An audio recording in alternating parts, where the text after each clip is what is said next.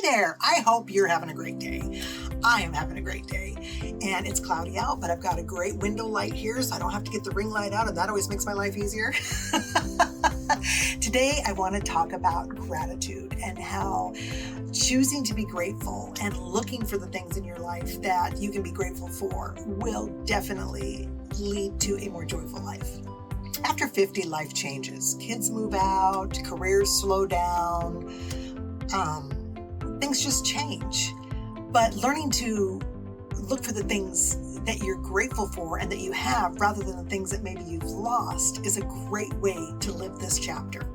It can be easy to focus on what's missing, but living a life of gratitude helps you appreciate what you have and not worry about the things that are no longer there. It helps you look forward rather than living in the past. You know what they say, living in the past causes depression. Living too much right now can cause, oh, wait a minute, I got that wrong. Wait, start over. Living in the past can cause depression. Living in the future or the unknown can cause stress, but appreciating and living what you have right now gives joy. I hope I got that right. You can correct me if I'm wrong. It's not about ignoring the hard stuff. We've all got crap in our lives, right? But it's about remembering that there's still beauty in the middle of it all. No matter what kind of day you're having, there's something, that can be beautiful for you. A child's smile, a song on the radio. There's always something that can be beautiful if you're looking. Gotta keep them eyes open. Studies show. Now, I don't know what these studies are because I didn't look it up, and everyone says studies show, so that's what we're going to do. Gratitude reduces stress, improves sleep, and increases overall happiness. Do you notice my eyes shifting? That's because I've got my notes here because my brain, you've seen me in other videos where I forget what I'm saying all the time. I'm having one of those brain days. It's chemo brain. I'll probably have the rest of my life. And so, yeah, I'm cheating. I'm reading a little bit. But, it's okay. It's okay. We can do that. And remember, joy isn't something you chase. It's something you create. I talked about that in one of my very first videos. You choose joy every morning when you wake up. Remember how I've said when I first open the blind in the bedroom, if it's cloudy, I'm in a bad mood. But if it's sunny, I'm in a good mood. I have to beat myself up sometimes because if I open the thing and it's cloudy and I instantly go, oh crap, another glorious day, it makes me sick. I have to switch that around real fast and decide it's a good day. And I lean over. I'm sorry, my nose itches. My nose itched my last video too. I have to lean over, and my Great Dane's laying there next to me, and she always flips her head upside down backwards in my lap, and I pet her, and she's happy, and then that puts me in a better mood. So there's that. So let's talk about ways that we can have a joyful day going forward. Okay, number one, morning moments. Like I just said, when I first wake up, I open the blind. If it's sunny, it's a no-brainer. If it's cloudy, I'm going to need a minute. Just lay there for a minute and try to think of something you're grateful for.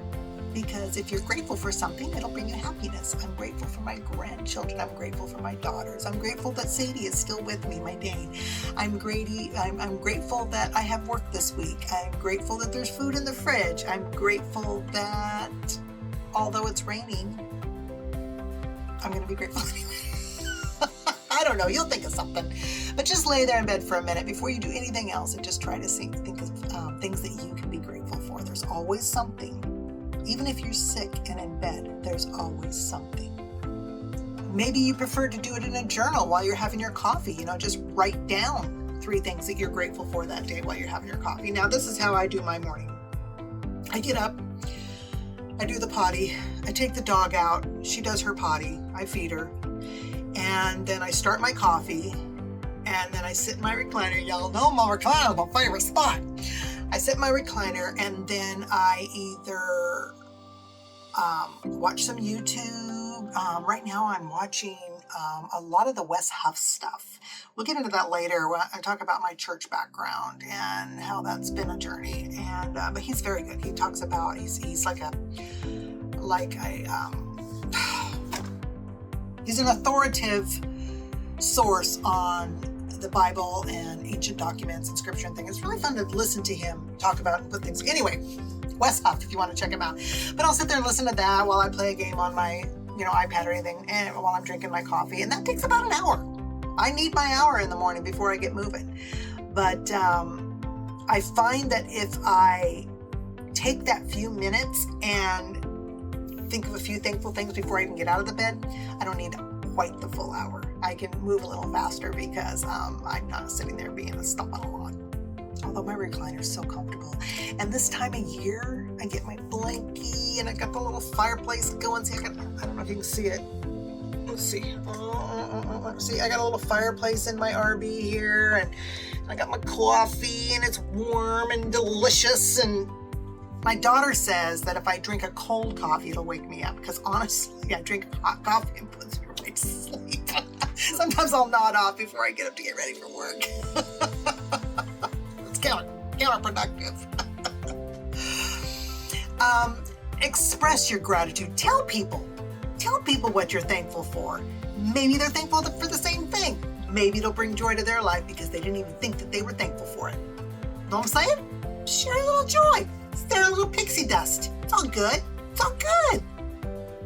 Learn to shift your focus. If something's going wrong, or maybe it's just a bad day, try to think, okay, what's good in this situation? For instance, hopefully my grandkids don't see this.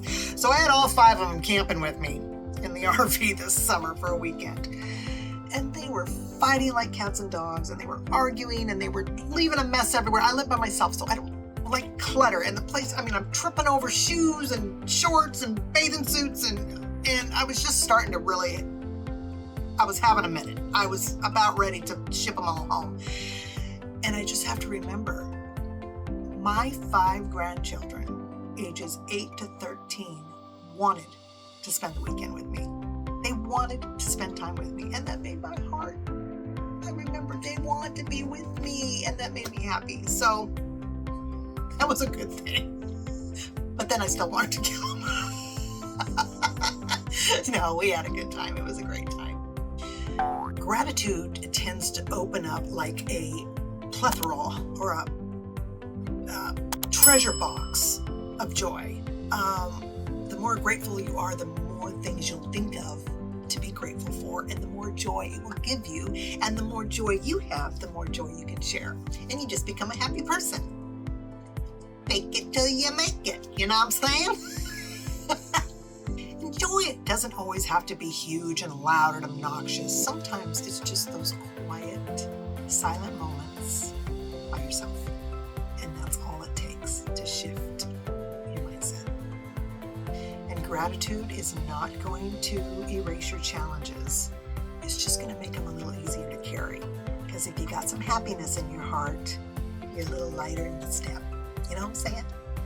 So now, just shut off the video, and you're going to sit quiet, and you're going to think of 1, 2, maybe 3 things that you're thankful for today. And have a good one.